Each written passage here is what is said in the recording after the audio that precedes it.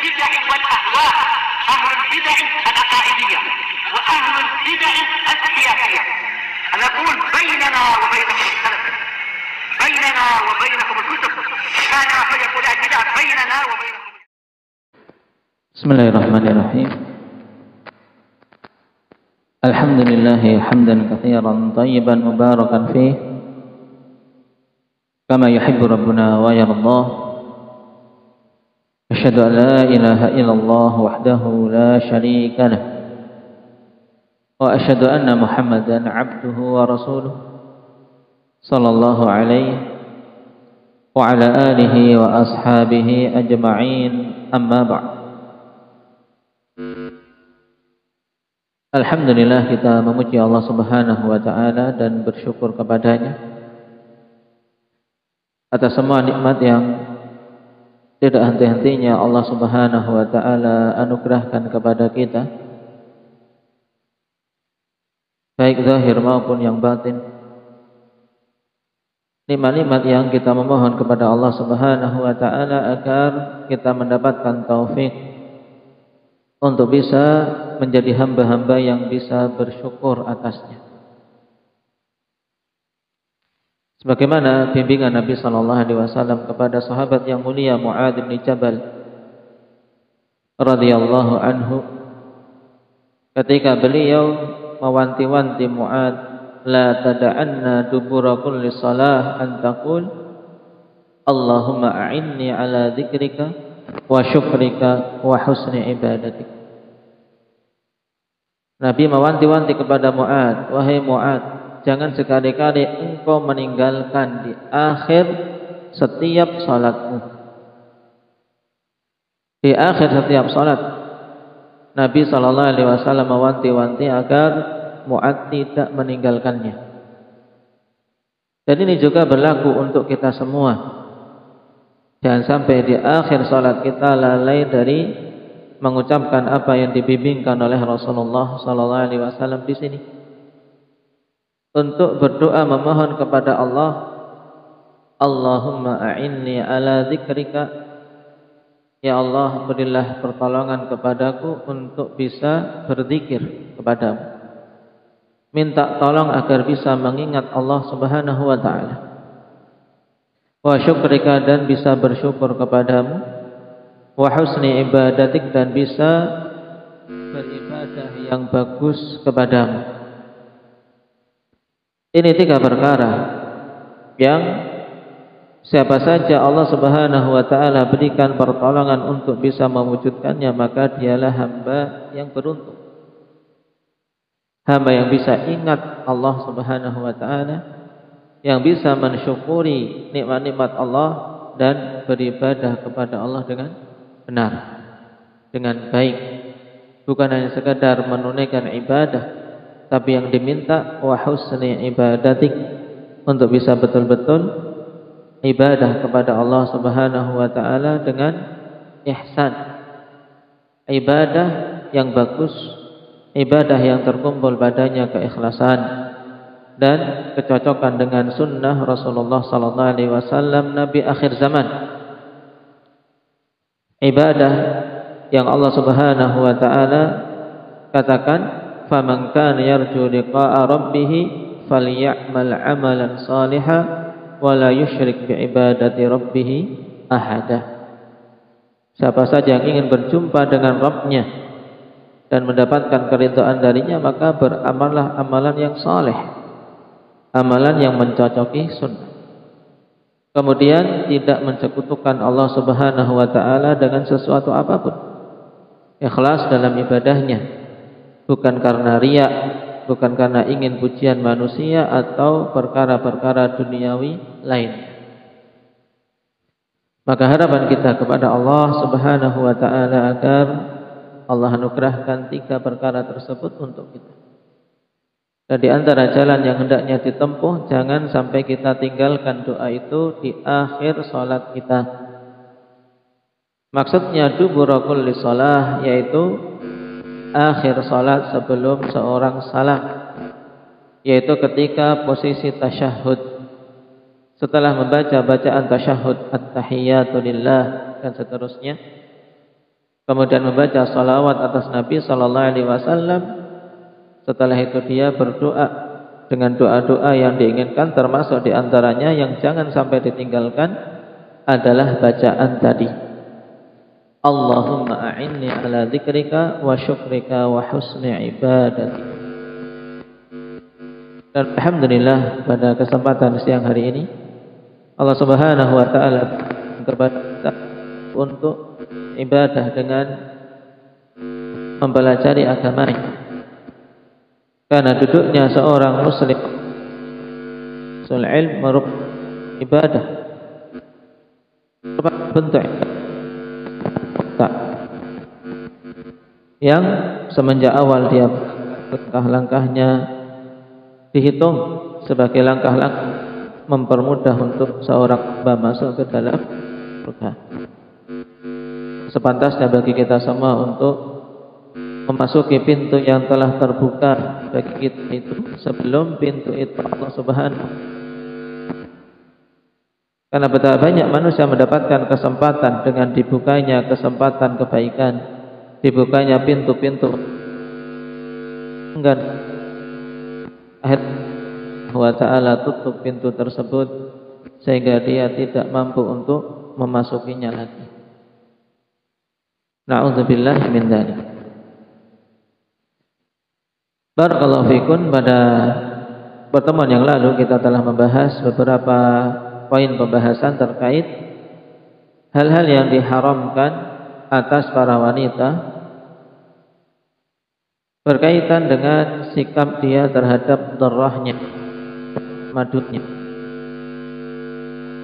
para wanita yang lain, yaitu yang pertama untuk dia tidak meminta untuk menceraikan istrinya demi dia bisa, atau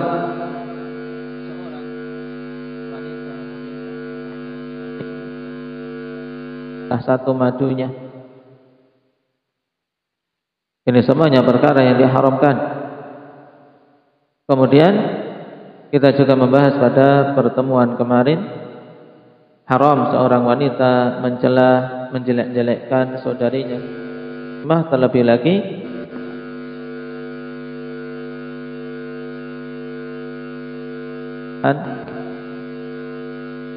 sama.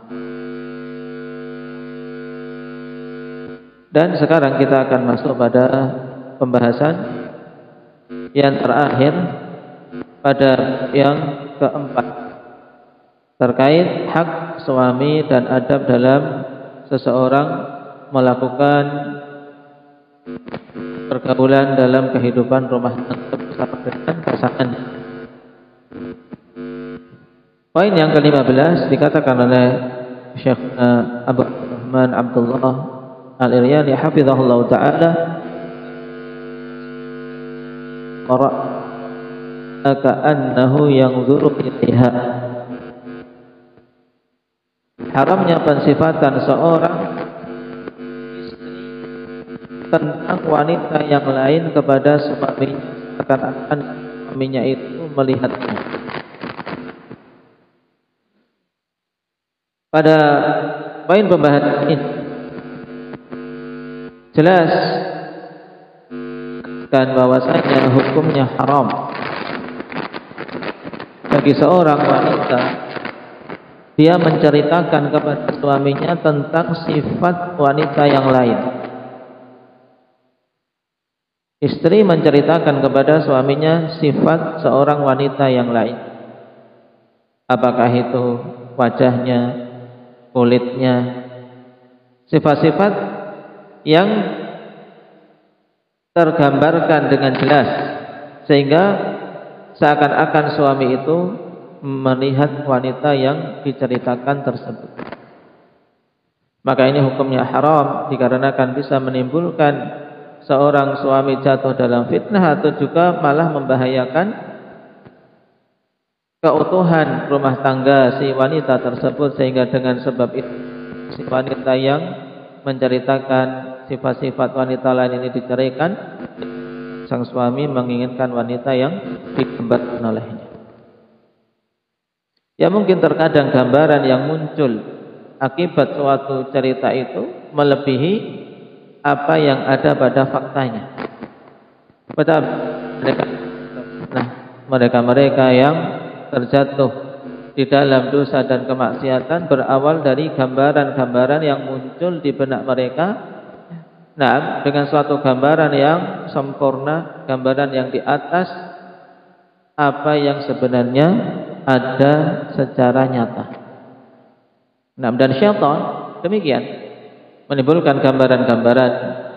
Nah, sehingga seseorang condong kepada syahwat dan hawa nafsunya. Dalil untuk hal ini hadis dari Abdullah bin Mas'ud radhiyallahu anhu.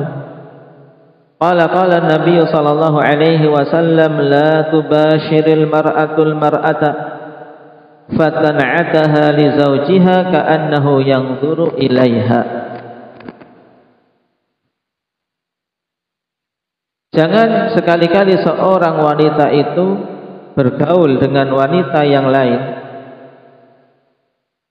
di mana ketika dia bergaul melihat wanita tersebut dan juga menyentuh kulitnya bersalaman sehingga bisa merasakan kehalusan kulit dari wanita yang dia ajak berbicara. Ini maksud tubashir. Tubashir dari mubasyarah, yaitu bersentuhannya kulit. Di mana ya para wanita mereka sedang bertemu, berkumpul, kemudian berbicara, mereka bisa melihat saudari-saudarinya dan juga bisa bersentuhan kulitnya. Nah, di sini Nabi Shallallahu Alaihi Wasallam melarang seorang wanita bergaul dengan wanita lain yang dia melihat dan bisa menyentuh kulitnya, kemudian dia menyebutkan sifat dari wanita itu kepada suaminya, sehingga seakan-akan si suami itu melihat wanita yang diceritakan. Hadis dikeluarkan oleh Imam Bukhari dan beliau membuat bab la tubashiril mar'atul mar'ata fatan'ataha bi zawjiha. Larangan seorang wanita bergaul berkumpul dengan wanita yang lain, kemudian setelah itu dia ceritakan sifat wanita-wanita yang bergaul bersamanya kepada suaminya. Demikian pula dikeluarkan oleh Imam Abu Dawud, Tirmidzi, Imam Ahmad. Hadis ini sangat jelas menunjukkan tentang keharaman perkara tersebut yang ditegaskan oleh para imam pensyarah hadis. Hikmah dari larangan di antaranya oleh Al-Hafidz Ibnu Hajar rahimahullahu taala dalam Fathul Bari. Kata beliau, hadza aslun fi saddid dzara'i. Hadis ini merupakan salah satu hadis dasar yang menunjukkan tentang upaya untuk menutup celah-celah yang bisa menjerumuskan dalam kerusakan, dalam kemaksiatan. Karena dalam syariat kita hal-hal yang bisa mengakibatkan kerusakan, nah, berusaha untuk ditutup. Nah, di antaranya ini yaitu dilarangnya seseorang bercerita tentang sifat wanita yang lain kepada suaminya, ini karena akan menimbulkan fitnah. Kata beliau, fa innal hikmata fi hadzal nahi, sebab sesungguhnya hikmah dari larangan ini adalah khasyatu an yu'jiba zaujal wasful madhkur, yaitu hikmahnya dari adanya larangan karena apa? Khawatir sifat yang disebutkan itu akan menjadikan si suami terkagum-kagum dengannya dan menyenanginya. Ketemu dengan saudarinya disebutkan kulitnya begini-begini, wajahnya begini-begini, hidungnya begini-begini. Akhirnya sang suami membayangkan seakan bidadari. Fayufdi dzalika ila tatriqil wasifah, berakibat akhirnya yang cerita itu diceraikan, awil iftitani bil mausufah, atau si suami ini terfitnah dengan wanita yang diceritakan sehingga senantiasa diangan-angankan wanita tersebut di dalam benaknya, dan ini mengakibatkan seorang terjatuh dalam dosa. Itu jelas. Makanya hal tersebut dilarang di dalam syariat kita. Dan Syekh Ibnu Utsaimin rahimahullahu taala mengatakan, wa hadza kama annahu muharram fahuwa min jihati zaujati dararun 'alaiha. Hal ini selain itu adalah perkara yang diharamkan secara syar'i, sebenarnya juga kemadaratannya akan terarah kepada si istri tersebut sendiri. Dan ini sebenarnya menunjukkan juga kejahilan seorang istri. Ketika dia malah menceritakan wanita lain di sisi suaminya yang mengakibatkan dirinya terkena dampak buruk.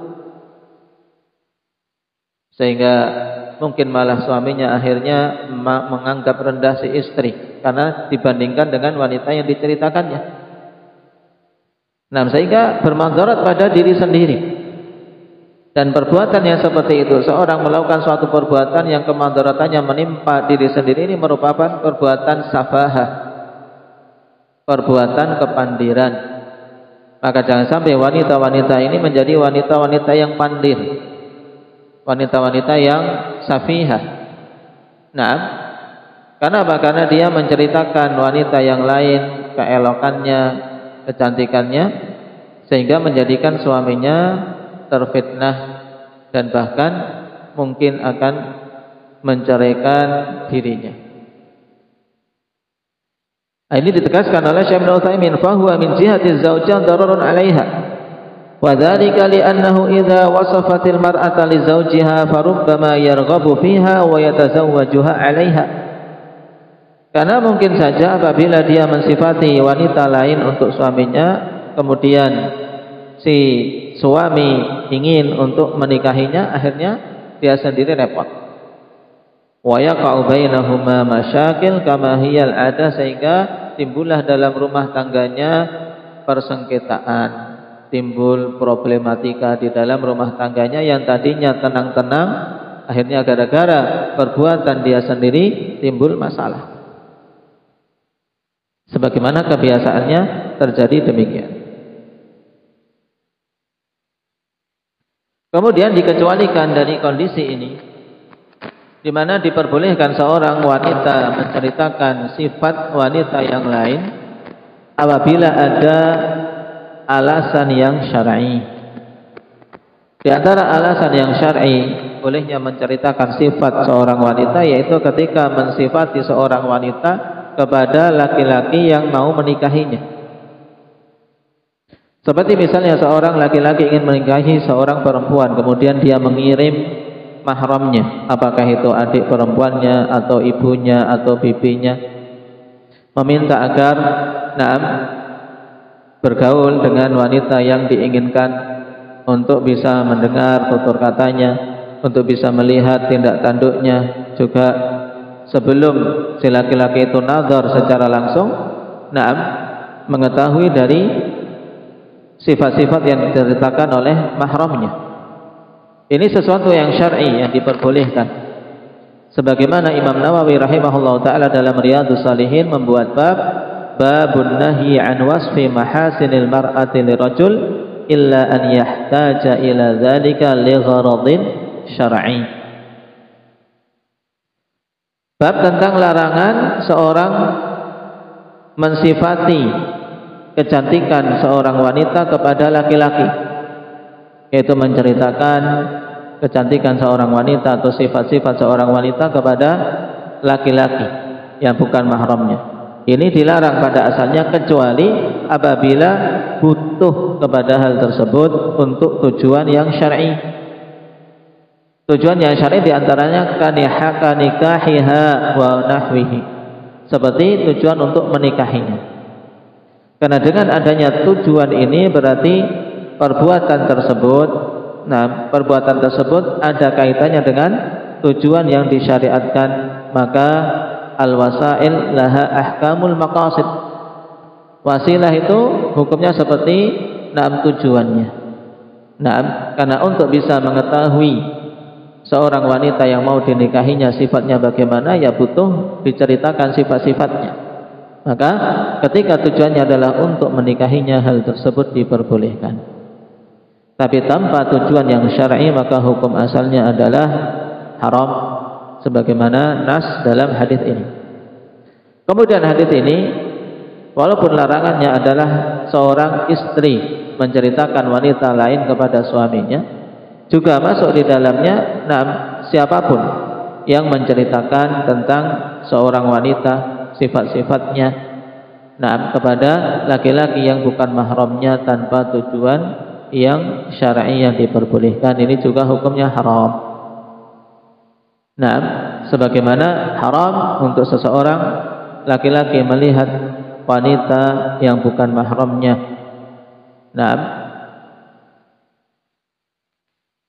Ini bab atau fasal yang terakhir yang dibawakan oleh Syekh hafizahullah ta'ala. Berarti dengan ini kita selesai dari bab yang keempat. Dan sebagai penutup untuk bab ini, ada wasiat dari salaf kita yang sangat bagus terkait seorang wanita yang hendaknya diupayakan dalam kehidupan dia berumah tangga. Wasiat dari seorang ibu kepada putrinya ketika dia hendak menikah. Disebutkan oleh Imam Ibnul Jauzi rahimahullah ta'ala dalam kitab beliau Ahkamun Nisa.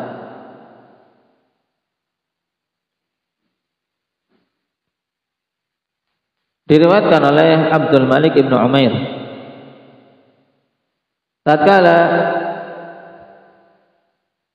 Auf Ibnu Milhim Asy-Syaibani menikahkan putrinya dengan Iyas Ibnul Harith Ibni Amr Al-Kindi, maka sang putri tersebut dipersiapkan, didandani. Kemudian ibunya yang bernama Umamah memberikan wasiat yang sangat bagus kepada sang putri. Di antara wasiat beliau mengatakan, fakuni lahu amatan yakun laki abdan ihfazi minhu khisalan ashran takun laki darakan wa zikra. Yang sebelum kalimat ini beliau memberikan pendahuluan kepada sang putri bahwasanya sangat penting untuk seseorang wanita memperhatikan sisi adab.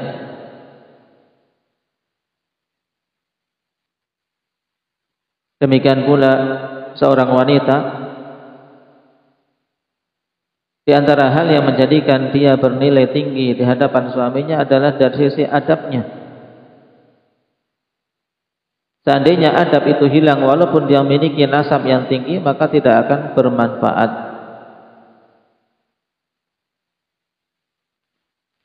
Nah, kemudian kata beliau, jadilah kamu di sisi suamimu ibarat amah, ibarat budak perempuan, sehingga suamimu pun suami kamu juga akan akan menjadi budak laki-laki di hadapan. Dalam artian, seorang wanita ketika ingin mengambil hati suaminya, maka hendaknya dia posisikan diri untuk juga taat kepada suaminya, maka sang suami secara otomatis dia pun akan menjadikan istrinya ibarat ratu. Fakunilahu amatan yakun laki abdan. Jadilah kamu wahai putriku di sisi suamimu ibarat seperti budak perempuan, maka suamimu pun akan menjadi ibarat budak laki-laki bagimu. Dalam artian berusaha untuk saling melayani, saling memberikan khidmah tanpa ada perasaan terpaksa di antara keduanya.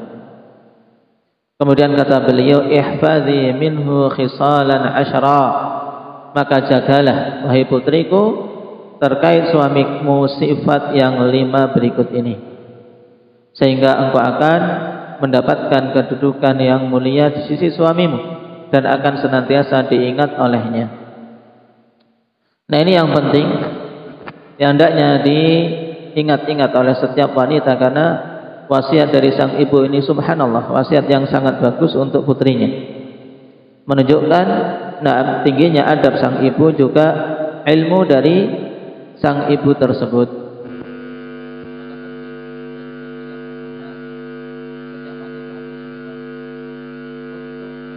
Diri dengan ilmu, karena bagaimana mungkin seorang bisa mengajari putra putrinya kalau dia sendiri tidak.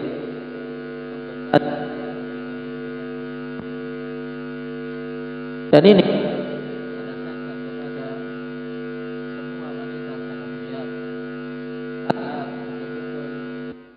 membangun diri dari sisi keilmuan.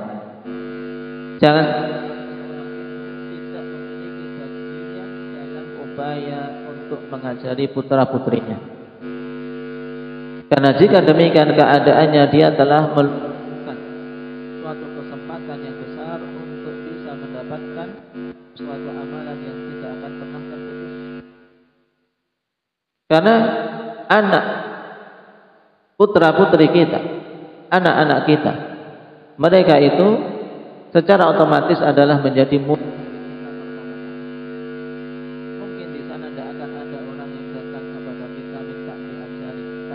Anak kita secara otomatis akan menjadi murid. Nah, mau tak mau mereka akan menjadi murid kita. Maka ajari, sehingga kita bisa menjadi guru bagi mereka yang pertama, bisa mendapatkan bagian sebagai pengajar. Ya mungkin orang lain tidak mau diajari oleh kita, tapi anak-anak kita ajari. Jangan sampai kita luputkan kesempatan tersebut untuk kita bisa menjadi pengajar bagi anak-anak kita, karena ini adalah keutamaan. Mengajari huruf-huruf hijaiyah sehingga bisa masuk dalam keutamaan hadis khairukum man ta'allamal Qur'an wa 'allamah. Sebaik-baik kalian adalah yang mempelajari Al-Qur'an dan mengajarkannya. Ajari ilmu yang bermanfaat. Doa-doa, salat senantiasa diperhatikan bagaimana salatnya, bagaimana wudunya, karena itu ilmu yang bermanfaat yang akan diamalkan oleh anak-anak kita sepanjang hidupnya. Jangan sampai orang tua tidak memiliki andil dalam hal tersebut. Yang penting dia mencari nafkah, yang penting dia mencukupi kebutuhan pembayaran, membutuhi pembayaran pendidikan anak-anaknya. Setelah itu tidak peduli anaknya ini belajar atau tidak, anaknya beramal atau tidak. Ini keliru. Nah, maka sepantasnya bagi setiap wanita-wanita salafiyah untuk membangun sisi keilmuan pada dirinya, sehingga bisa menjadi ibu-ibu yang bisa mengajari anaknya. Jangan rela untuk semenjak kecil mereka sudah kita serahkan kepada lembaga-lembaga kita tidak tahu dididik bagaimana. Orang tua yang tahu apa diinginkan dari anaknya, dicetak mau jadi apa, tentunya orang tua yang yang memiliki cita-cita. Jangan sampai jadi orang tua inginnya anaknya tanpa ada upaya, tanpa merasakan kesulitan mendidik. Dikirim ke pondok semenjak kecil, yang sebenarnya waktu-waktu itu betul-betul butuh kasih sayang dari orang tua, butuh kedekatan dengan orang tua. Nah, dan yang lebih dari itu, orang tua butuh untuk mengumpulkan pahala dalam mendidik anak. Dan sampai mengirim di pondok, kemudian ketika mendapatkan anak yang tidak berhasil, kemudian kecewa dan mengarahkan semua kekecewaan tersebut kepada tempat dia diajari.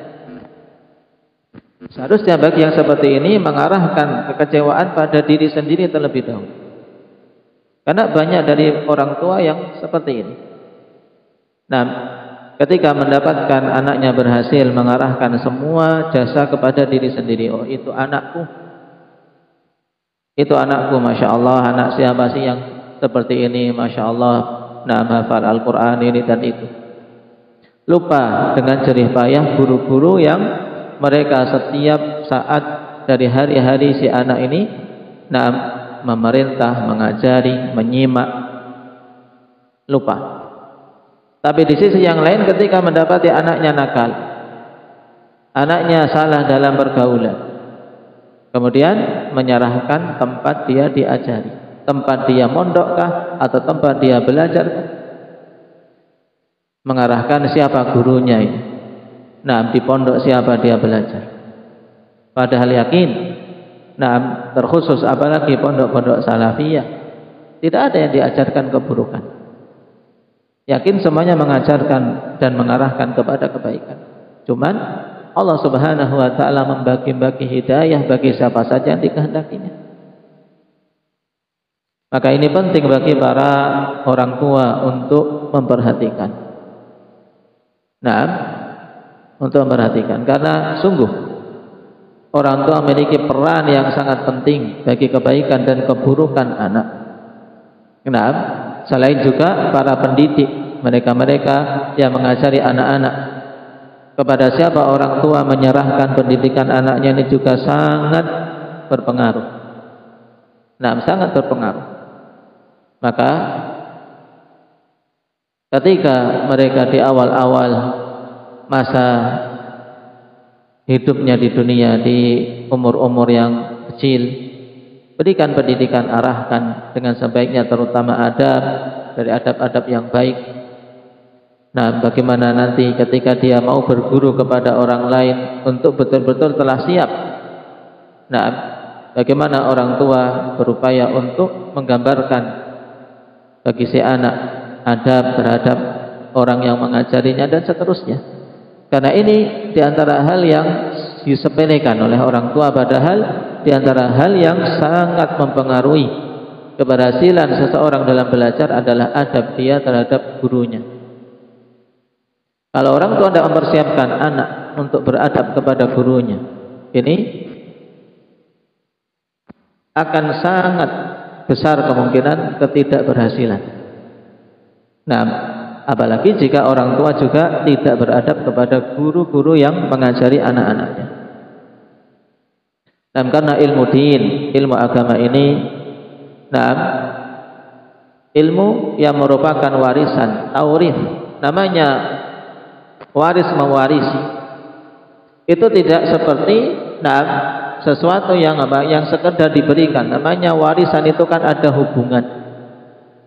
Ada hubungan antara yang mewariskan dan yang diwarisi. Nah, demikian jalur ilmu.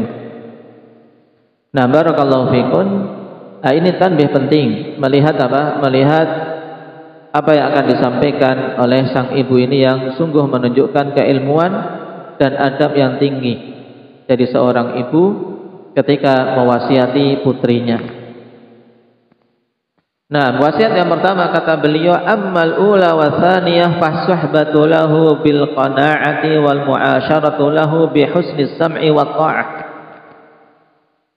Wasiat yang pertama dan kedua adalah hendaknya ketika bergaul dengan suamimu itu bergaulah dengan qanaah.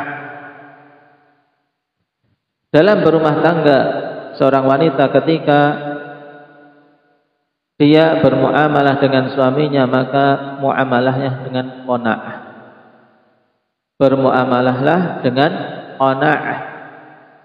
Wal mu'asyaratu lahu bi husnis sam'i wa ta'ah. Wasiat kedua adalah mu'asyarah, yaitu bergaul dengan suami dengan apa? Dengan bagus dalam mendengarkan dan dalam ketaatan. Kenapa? Fa inna fil qanaati rahatun. Baik, fa inna fil qanaati rahatal qalbi. Karena sungguh pada qanaah itu ada kenyamanan hati. Sang suami hari ini memberikan nafkah, nah sekian-sekian, terima qanaah dengan apa yang diberikan oleh suaminya. Nah, dia ditempatkan mungkin di sisi orang tuanya, memiliki rumah yang besar, yang luas. Tapi ketika dia berpindah hidup bersama suaminya, dia harus memulai dari rumah yang kecil dan seterusnya. Qanaah dengan apa yang diberikan oleh suaminya, maka yang demikian akan menjadikan hati itu nyaman. Kata beliau, fa inna fil qanaati rahatal qalbi. Karena sungguhnya pada qanaah itu kenyamanan jiwa. Karena orang kalau tidak diberi qanaah, akhwat atau akhwati fillah rahimani wa rahimakumullah, akan apa? Akan menjadikan jiwa itu tidak pernah tenang. Yang ada hanya iri, dengki, keinginan-keinginan yang tidak akan pernah putus. Kemudian wa fi husni sam'i wa ta'ati ridhar rabbi. Untuk wasiat yang kedua, kita atau para wanita, terkhusus di sini sang putri, diwasiatkan untuk ketika bergaul dengan suaminya bagus dalam mendengar dan dalam mentaati suaminya, tentunya pada perkara yang ma'ruf. Kenapa? Karena pada hal tersebut itu merupakan bentuk ketaatan kepada Allah yang akan menjadi sebab keridhaan Allah Subhanahu wa taala. Setelah kita lewati bagaimana wajibnya seorang wanita untuk taat kepada suaminya. Ini wasiat pertama dan kedua, yaitu yang pertama untuk qanaah, yang kedua untuk bagus dalam bermuamalah, dalam mendengar dan dalam mentaati. Karena wanita kalau terhadap suaminya dia lebih banyak mendengar daripada berbicara, ini lebih mendorong untuk dia untuk dia mampu untuk menunaikan perintah Allah Subhanahu wa taala dari segi ketaatan, dan akan dimuliakan oleh suaminya. Berbeda dengan kondisi seorang wanita yang apabila suaminya mengucapkan satu kalimat kemudian dia menimpali dengan 10 balasan, 10 kalimat. Nah, wasiat yang ketiga dan keempat, fattafaqqudu li mawdi'i anfih wa ta'ahudu li mawdi'i ainih. Wasiat ketiga, hendaknya seorang wanita atau di sini secara khusus si putri tersebut diwasiati untuk tafakkud li mawdi'i anfih. Seorang istri hendaknya memperhatikan hidung suaminya, dan ta'ahud li mawdi'i ainih, dan untuk menjaga tempat-tempat yang mata suaminya itu memandangnya. Maksudnya bagaimana? Kata sang ibu, fala taqa ainuhu minki ala syai'in qabih. Jangan sampai suamimu itu memandang sesuatu pada dirimu, sesuatu yang buruk, sesuatu yang jelek, sehingga mata si suami ini lebih nyaman untuk memandang apa-apa yang di luar, di jalan-jalan, daripada apa yang ada di dalam rumahnya. Ini juga penting. Nah, hendaknya apa? Jangan sampai mata sang suami ini memandang sesuatu yang buruk pada diri si istri. Wala yashummu anfuhu minki illa atyabatih. Dan maksud hidung suaminya adalah apa? Hendaknya jangan sampai hidung sang suami ini mencium sesuatu dari dirimu kecuali bau yang paling harumnya. Naam. Wa innal kuhla ahsanul mawjud wal ma'a atyabut tibit. Kemudian beliau sebutkan bahwasanya kuhl yaitu bercelak. Celak merupakan sebagus-bagus sesuatu yang ada.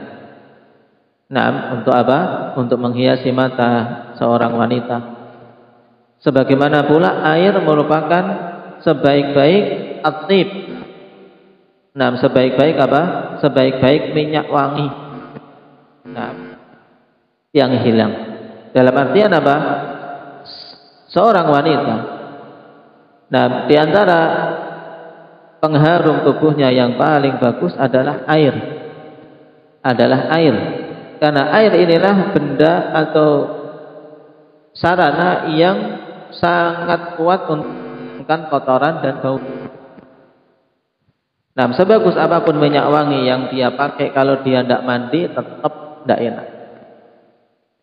Makanya juga hal ini diwasiatkan oleh Abul Aswad Ad-Du'ali rahimahullahu ta'ala ketika berwasiat kepada putrinya di saat putrinya hendak menikah. Abul Aswad Ad-Du'ali mewasiatkan innaki lan tanali illa bil lutfi wa'lami anna atyabal tibi al-ma. Sungguhnya kamu tidak akan bisa mendapatkan apa yang ada di sisi suamimu kecuali kelembutan, dengan sifat lembut. Dan ketahuilah wahai putriku bahwasanya sebagus-bagus minyak wangi adalah air. Apalagi di tempat-tempat yang air itu sulit. Nah, maka air itu bernilai. Nah, maka perkara mandi bagi seorang wanita itu bukan perkara yang remeh. Nah, taib. Maka di kalangan Arab ini masyhur bahwasanya atyabut tib al-ma, apalagi Arab-Arab Badui. Bahwasanya sebagus-bagus minyak wangi air. Kenapa? Karena air ini akan membersihkan diri seseorang dengan sempurna. Taib wal ma atyabut tibil mafqud. Berarti inti dari wasiat ketiga dan keempat, wasiat yang ketiga adalah apa? Untuk menjaga bau badan. Dalam artian seorang wanita jaga baunya. Untuk apa? Menjaga hidung suaminya, jangan sampai tercium oleh suaminya bau yang tidak enak. Kemudian yang keempat adalah apa? Untuk menjaga penampilan, agar jangan sampai mata suaminya melihat sesuatu yang tidak nyaman dipandang, atau bahkan menjadikan tidak suka, menjadikan jengkel dan seterusnya. Kemudian dibimbingkan oleh sang ibu bahwasanya di antara hiasan yang paling penting adalah kuhl, adalah apa? Bercelak. Sebagaimana pula minyak wangi atau upaya untuk menjaga bau badan yang paling penting adalah dengan air, yaitu dengan mandi. Kemudian yang kelima dan keenam, wa amal khamisatu wa sadisah fatta'ahudu li mawdi'i ta'amih wattafaqqudu 'inda hini manamih. Wasiat kelima adalah hendaknya memperhatikan makanan suami. Jika ingin berhasil menjadi seorang istri idaman, di antara hal yang penting untuk diperhatikan adalah apa? Adalah makanan yang disajikan. Kemudian juga yang keenam adalah apa? Memperhatikan waktu tidur sang suami. Ini juga penting. Seorang wanita itu hendaknya tanggap waktu-waktu di mana suaminya ini butuh tidur, sedang kondisi kantuk, yang tidak ingin diganggu. Kata sang ibu, fa inna hararatal ju'i mulhibah, karena sungguhnya panasnya lapar itu menjadikan apa? Menjadikan sesuatu meluap-luap, yaitu mudah marah. Orang kalau lapar, ya ini mudah marah.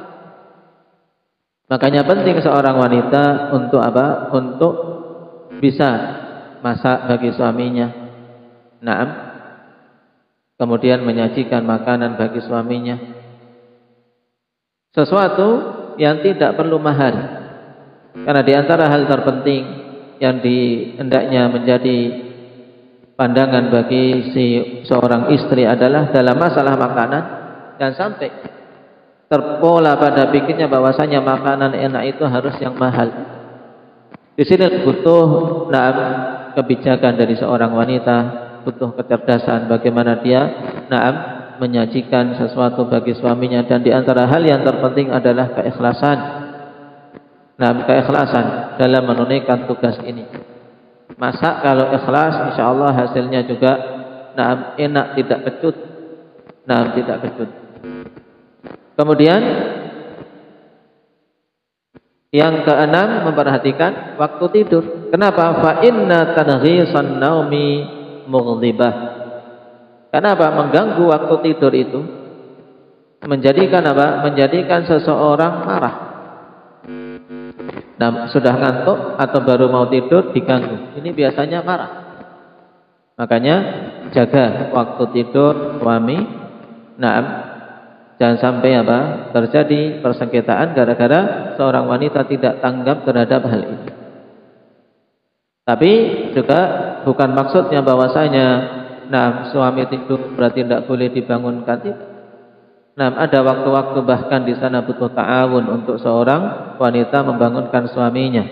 Ketika sang suami telah mengambil waktu tidurnya, kemudian butuh ibadah, apakah itu yang sunnah atau yang wajib, ibadah sunnah di malam hari untuk membangunkan suaminya, maka itu sebaik-baik ta'awun dalam rumah tangga. Adapun wasiat yang ke-7 dan ke-8, fal ir'a'u ala hashamihi wa iyalihi wal ihtifadhu bimalihi. Sekarang terkait penjagaan, diwasiatkan yang ke-7 adalah seorang wanita hendaknya bisa menjaga dalam pergaulan bersama dengan keluarga si suami, menjaga hubungan dengan kerabat suami. Sedangkan yang ke-8 adalah menjaga harta suami. Jadi jangan sampai seorang istri itu malah menjadi sebab suaminya itu memutuskan hubungan rahim dengan kerabat-kerabatnya atau bahkan dengan orang tuanya. Ini seburuk-buruk wanita. Seburuk-buruk wanita adalah ketika dia menikahi seorang laki-laki, menjadikan laki-laki ini memutuskan hubungan rahim dengan ibu bapaknya atau dengan karib kerabatnya tanpa hak. Fa inna aslal ihtifadhi bil mali husnut taqdir wal ir'a'i 'ala al hashami wal 'iyali husnut tadbir. Kemudian diberikan faedah yang sangat penting oleh sang ibu bahwasanya asal dalam penjagaan harta bukan maksudnya ditumpuk-tumpuk tidak digunakan. Tapi apa? Seorang wanita yang pintar untuk mengelola keuangan dalam rumah tangga adalah husnut taqdir. Bagusnya dia dalam apa? Dalam membagi. Bagusnya dia dalam menetapkan kebutuhan. Ini yang penting, ini yang tidak. Ini sekian untuk makan, sekian butuhnya. Dayim untuk kebutuhan yang lain yang ingin dicapai dalam suatu rumah tangga apa dia mampu. Sehingga ketika mendapatkan sesuatu dari suaminya tidak kemudian dihabiskan secara keseluruhan.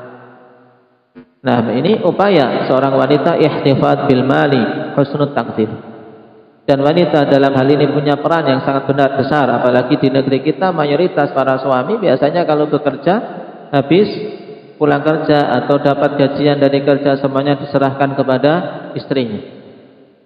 Maka kalau seorang wanita tidak bagus dalam dalam mengatur, dalam mengelola keuangan dalam rumah tangga, maka dia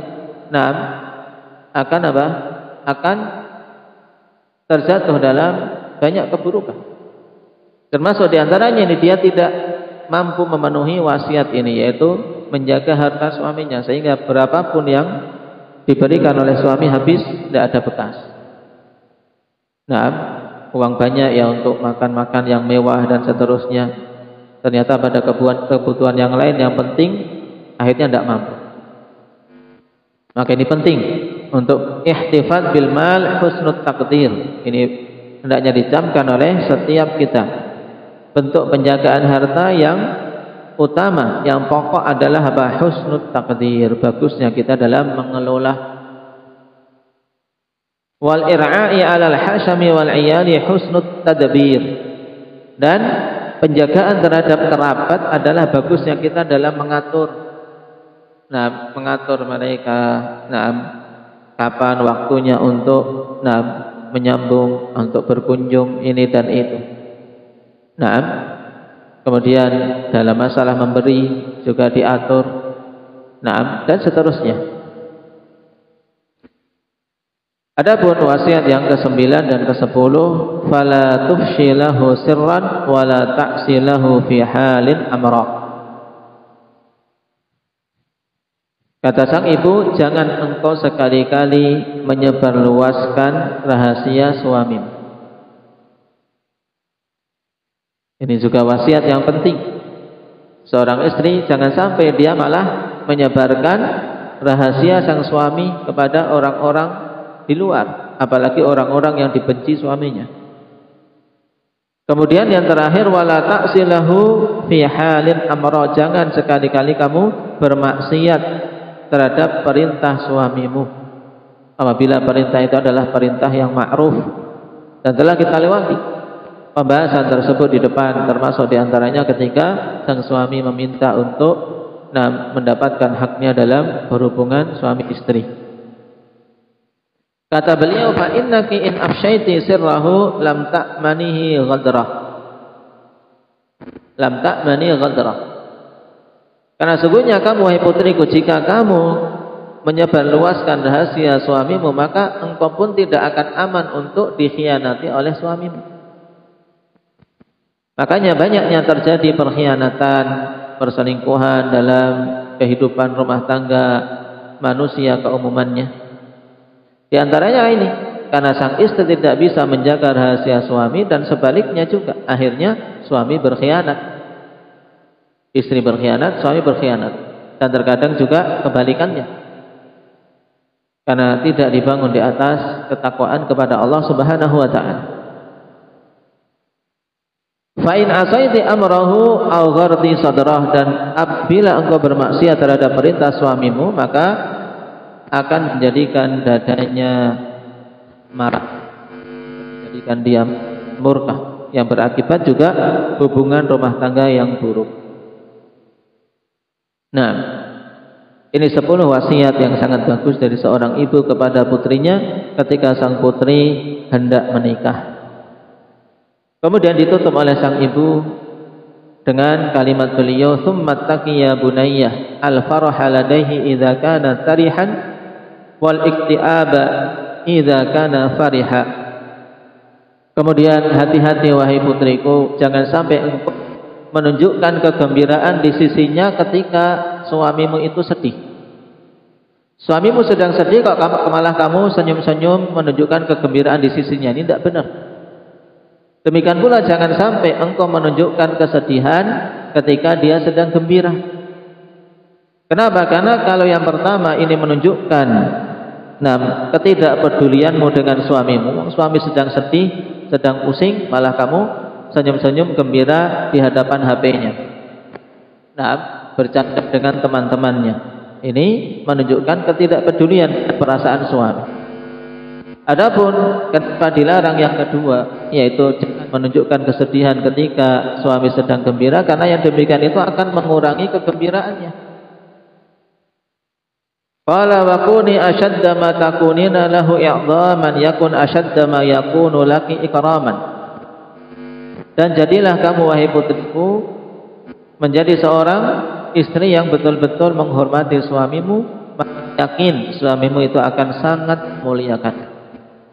Kenapa? Karena al-jaza min jins, seorang mendapatkan balasan sesuai dengan perbuatannya. Ingin dimuliakan, ya kita awali dengan diri kita memuliakannya. Wa ashadda ma takunina lahu muwafaqatan yakun atwala ma takunina lahu murafaqatan. Dan jadilah kamu putriku senantiasa mencocoki suamimu, terutama pada hal-hal yang hak.